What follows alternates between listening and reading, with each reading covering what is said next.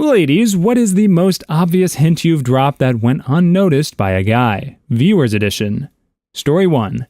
I read some internet comments a few years back and watched a video like this one on male SA and R victims. In many cases, for some reason, the men and boys couldn't get themselves out of or prevent a situation. One boy was 13 and at a sleepover at his friend's house when in the middle of the night his friend's mother came and brought him to her room.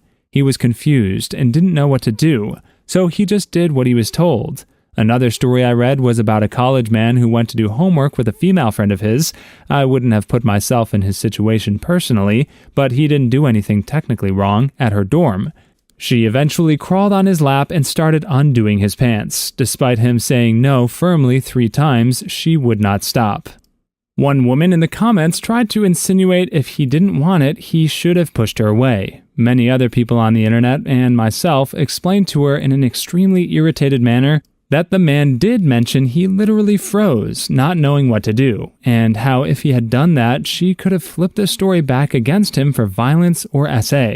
Many of the other stories occurred by women drugging men or waiting until a tired man falls asleep, then climbing on like they're on a horse, then the man wakes up to this woman on top of him. If not drugged, he can easily get away, but in the cases where they drugged him, he typically can't get away. One man who was drugged was lucky to have this girl's boyfriend come home right in the middle of the act, and then thankfully he could tell by the dashed look on the poor guy's face that he was not in his right mind. He helped the guy get his girlfriend off him and his arm around the guy for support and walked him down to his car and drove him home, apologizing for her behavior. Needless to say, that boyfriend broke up with her for it, and then he testified in court on the man's behalf. Apparently, they became really close friends even until today after the experience. A news station published a story on Facebook about a woman who broke into her ex-boyfriend's house and threatened him with a machete if he didn't do it to her. He did because she had a weapon and he didn't. There were women in the comments actually praising her for this disgusting and despicable act. She was arrested and likely charged for this. As you can see, many of these stories involve drugs, blackmail, or taking advantage of a man who is tired, young, or unsure what to do. This makes sense as men on average are stronger and more capable of overpowering women, so you would expect to see men being more overtly aggressive with the perpetrator of SA or R, and for women to be more tactful, using other methods that give them greater control of the situation, like the aforementioned methods when they're the perpetrator of SA or R. I honestly don't think for men or women that it's as simple as not putting yourself in a bad situation. Many of the stories that I mentioned were not bad situations to begin with. The man wasn't walking through the Chicago hood with $1 million over his head. Yes, obviously, for both men and women, it's important to teach safety and situational awareness, but not every situation can be avoided, sadly. Sometimes the only way out is to do everything you can to survive, and even then it's a risky situation. More so if you're about to be trafficked. Or in a situation of R, there may not be an escape. You could be drugged and unable to move, or tied down and unable to break free. As for tolerance, if a woman touches me accidentally, I don't care. If she walks straight up to me and puts her whole hand on a provocative part of my body, there's no reason to tolerate that. That was 100% intentional and inexcusable behavior, period. Also, I don't want to believe all men any more than I want to believe all women. Men and women are both people, and thus both capable of lying. I don't want to potentially ruin the life of a man or a woman through any false accusations, which sucks because evidence isn't always available, and even when genetic evidence from a male assaulter is available, it's not always reported and a sample taken. Many female victims don't come forward out of fear and feeling disgusted and or violated. Even fewer male victims come forward because it's not as accepted in society that men can be R'd, and they're often told to man up, or that he could have enjoyed it, or you're just a lucky man, etc. Or like in one case where a man went to the hospital after waking up to a woman on top of him without any consent to get tested for STIs.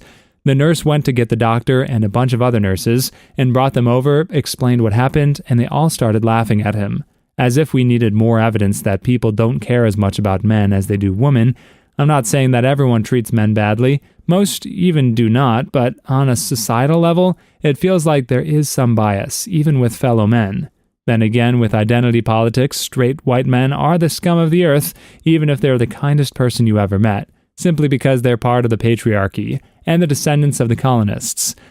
I think we all need to do better as a society at treating people better regardless of skin color, genitalia, values, or political opinions, as long as they're not physically hurting people and respond appropriately to the situation when someone is physically or mentally harming someone else. Story 2. I get it. I've been made fun of for being a virgin before. I just don't believe in doing stuff before marriage, and am not exactly expecting that to be in the cards for me. It's mostly people my own age that are not Christian, people who are older and married, or that our fellow Christians typically understand. Through them, I don't usually outright say that I'm a virgin, but I am fairly certain it's obvious that I am. I've never been popular with women, and the ones that have liked me were mostly immature or had a mental illness of some kind. There was one in high school that I realized after graduating may have, but I don't really know. I wish women weren't confused and just said how it is, like men do. Like, how am I supposed to know you're interested if you don't make it obvious? Even if you don't want to be direct, you can at least do something that points towards getting to know me. I also had people that thought I was gay growing up until they saw me lose my mind over a girl for almost a year. By losing my mind, I just meant I went out of my way to talk to her, nothing more. I'm just not open to everyone about my sexuality. I don't really flirt. I've really only flirted with one person, aside from just a couple lines with some rando on Snap, just to see what it's like, and I wasn't really 100% into the situation. But it was a good friend because we were so similar, I wanted to see if there was anything there. I don't publicly flirt or point out anything, and I can't get caught checking girls out, as I do it extremely tactfully. I observe from a distance, blending it with my awareness routine so it just looks like I'm looking around, and I do not look at butts or boobs. I just think that's rude. It's not that I'm not attracted. I check out the face, hair, and overall figure. My dad keeps not so subtly reminding me that I'm the last heir of the family and I need to pass on the name. Hard to do for a guy that's invisible to women, that lives in a world where women have been encouraged to be promiscuous and take half a guy's stuff. Obviously not all. I know there are some wonderful virgin women out there, but the odds are I'd want to buy a lotto ticket before I put money on it. I don't even believe in the lotto. I think it's morally wrong to throw money away in gambling. Story 3. Many comments in this section are statements from guys telling girls that hints are not the way to go and not to bother with them. These comments are, of course, completely correct, but I have a comment for the gentleman here. Guys, do not go for the girl who refuses clear communication and instead insists on dropping hints. There are several reasons she would do this, and all of them are bad. Number 1, first and most commonly, she is painfully insecure to the point of being self-absorbed and never wants to risk anything, even for someone she supposedly likes. You will spend your entire relationship with her dealing with this, and she will never stop questioning your love and demanding you prove it constantly. Through herself, she will be extremely reluctant to show you much love at all. Such a relationship will leave you feeling never good enough, and is a massive drain on the body, mind, and soul. Number 2, she is enamored of the old-fashioned concept of a lady should never make the first move, or some such. This in and of itself may not be a bad thing if she's genuinely traditional, but that's extremely rare these days. She'll expect all the traditional trappings from you to be the breadwinner, be the initiator, defend her with your life, etc., but will almost certainly not do anything traditionally feminine, cook for you, clean, keep the house, be readily available for doing stuff in the bedroom, etc. If you find one of these unicorns that does all these things, great, but most of us guys know that we aren't so lucky. Number 3, she likes playing power games. Communicating clearly leaves her no room for plausible deniability, and she needs that to keep yanking your chain. She could be stringing you along for multiple reasons. It could be just feeding her ego, or perhaps you're the nice guy that mows her lawn for free, and she wants you to keep doing it. Or she just wants to keep her options open, no matter how selfish that is. I shouldn't have to say why this sort of girl should be avoided. Number 4, it's a genuine trap. She, for whatever reason, is trying to lure you into doing something she can use against you. Maybe she's ticked off at you for any reason at all. Maybe she just enjoys this sort of cruelty. Maybe it's revenge for something. Who knows? Again, should be obvious, but do not engage with these monsters. Story 4. So I'm 29 and have not dated or really had any form of relationship with a woman in about 7 years.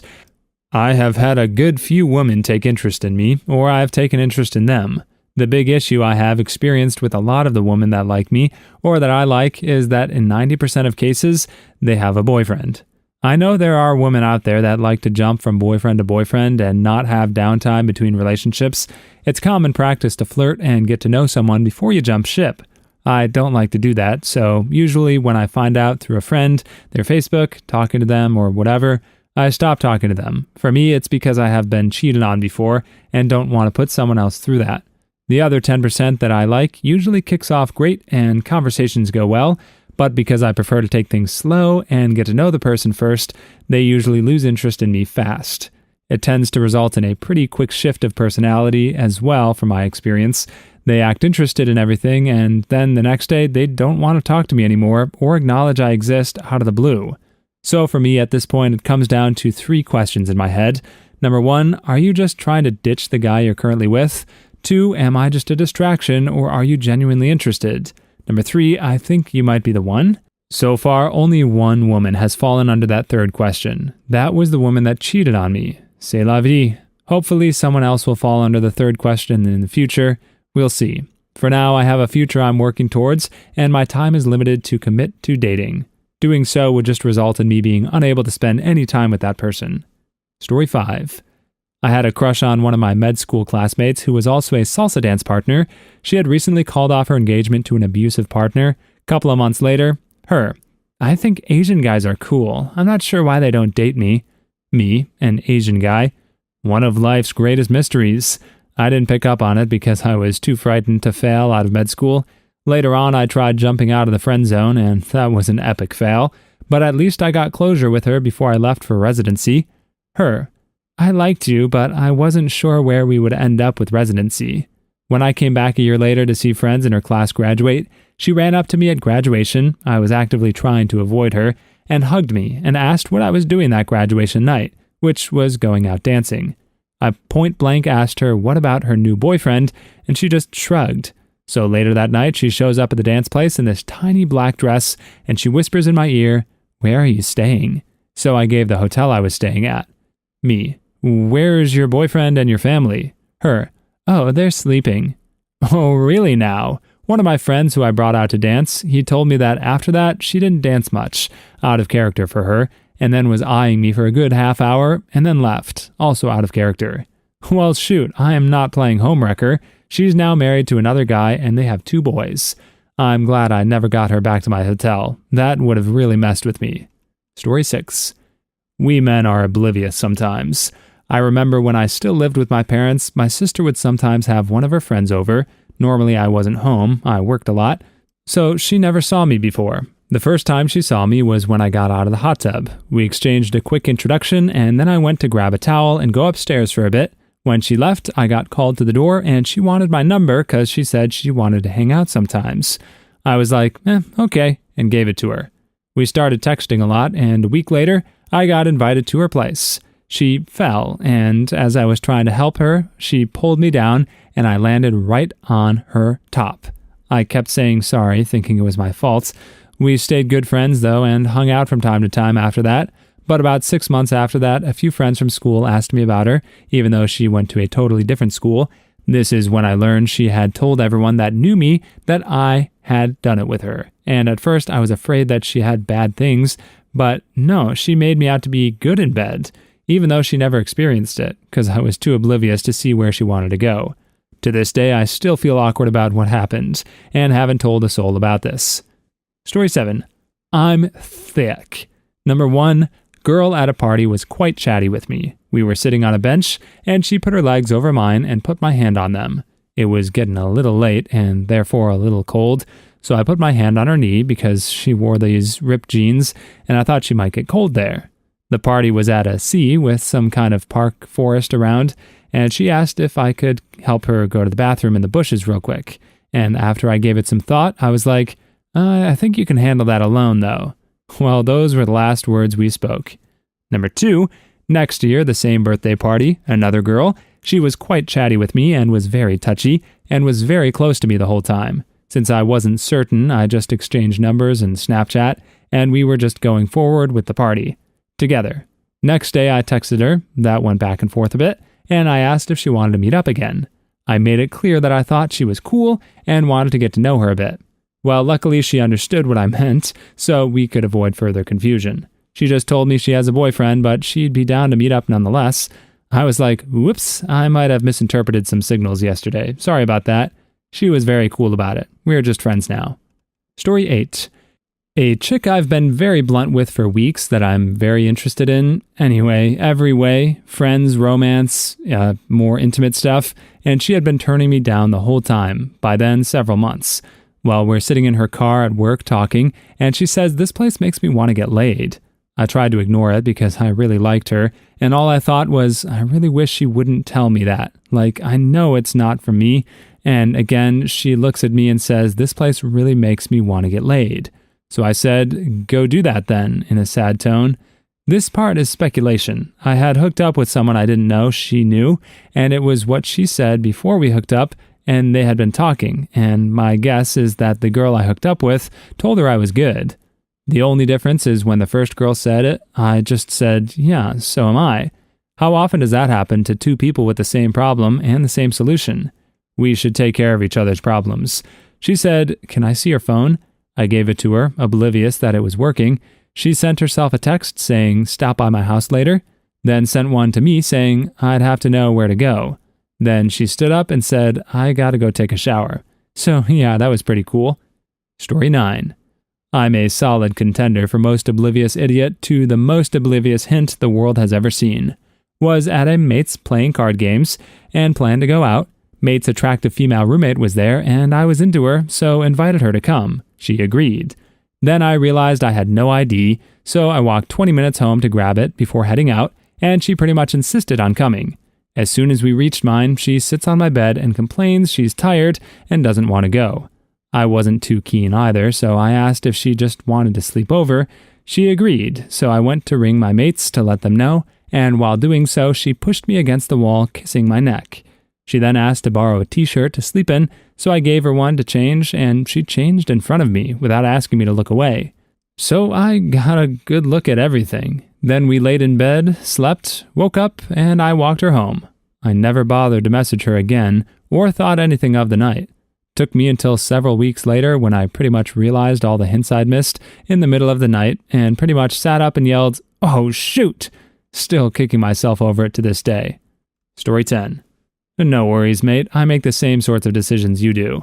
Just playing devil's advocate to illustrate some hardwired behaviors that don't necessarily fit in modern society. Restricting oneself to fully self-actualized female companions that have completely mastered their irrational but ingrained subconscious behaviors really cuts down on the dating pool size. Competition, as I was using it, is abstracted from just other individual guys. The social and governmental mechanisms contributing to these risks have been put into place by other males in the past. Those who are either powerful enough, whether via money, influence, or depravity, are not hindered by the risks and rely on themselves or their positions for security, rather than relying on social contracts. In this way, these hints still function as an adaptive vetting mechanism for the female's reproductive success. Being paralyzed by the risks such that we fail to navigate the situation is not a demonstration of our value. Again, I'm not throwing stones, well, maybe just little ones, but I'm throwing them at myself too. Story 11. When in middle school, there was most definitely someone who liked me because one of her male friends told me when I was passing their lunch table that she had a crush on me, and I didn't believe him because I was most definitely not attractive. I was overweight, a well-known nerd, and an introvert, so I left and didn't think anything of it, and then a few weeks later, another one of her friends was passing me in the hall while I was going to the front office and told me she had a crush on me, and I still didn't believe it because I thought there's no way someone would have a crush on me. And even told their friend that. But she must have told her friend because for the rest of middle school, there was no one else telling me of someone who had a crush on me, although it could have been that my grad only had been in middle school for like a year before COVID made schools close. Story 12. Some hints I've missed. Number 1, this person who I matched with on OkCupid was straight up like, I'm feeling horny right now. And I'm like, oh, you poor thing, wish I could give you a hug. She was in another city at the time. Number 2, I was once sent an obvious thirst trap picture when this one girl wanted me to rate her yoga pants for some reason. Like, bruh. Number 3, I've been told on multiple occasions that we should date, we should hook up, and many other strange analogies that would get me doxxed. I refuse to see it as anything beyond friendly banter until years later. Number 4, I was asked in depth about my apartment situation by someone who I just met and wanted to hang out with me. Story 13. First off, I have no problem taking risks. I have issues taking ridiculously stupid risks. As stated in the video, a lot of these risks have major consequences, like SA, R, harassment charges if you're wrong. That ain't a game guys should be playing, and you are an idiot if you do so. And I'm not taking advice from competition, and they aren't threatening me in the slightest, because there is zero need to feel threatened. They ain't going to take my woman away from me, even if they tried, because I won't date or marry a woman that operates in such a fashion. Please leave your stories in the comments. I'd love to make a video of them in the future. Also, don't forget to like and subscribe.